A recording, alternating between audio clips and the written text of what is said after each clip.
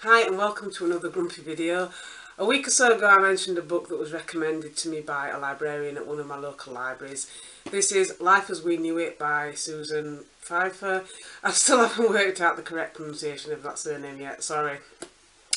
So now I've finished this book. I have to say that the librarian got this one spot on. I really enjoyed this book. It was set in the modern day but with an apocalyptical twist. And at the beginning of the book, Miranda is a regular teenage girl living a regular teenage girl's life, and then the asteroid strikes. Unlike what I'd have expected from an asteroid strike hit something plot, it hit the moon rather than the earth, and I thought that was quite an interesting idea.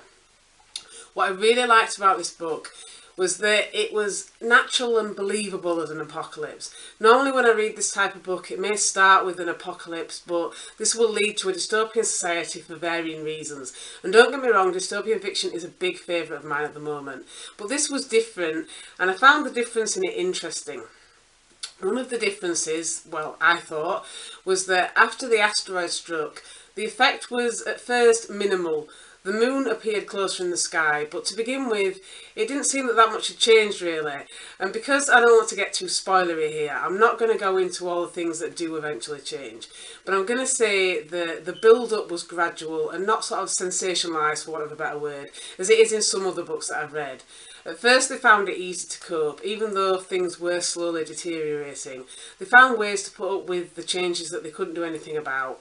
They made plans for how they would cope if and when things did get worse. They had hope, basically, despite the unpredictable future that they were facing. Of course, this is narrated from the teen girl's perspective, and it took a while for her to realise how worried her mum was and what she was thinking about the future was going to bring. And it dawned on her slowly that things were going to get quite desperate, and that her mother had been worrying about this the whole time. The realisation for Miranda, though, was slower and a bit piece by piece. And the interesting thing about this book is that it felt like something that really could happen.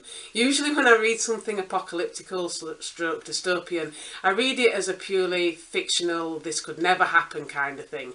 But this, I could actually imagine this happening, and it wasn't a nice thing to imagine.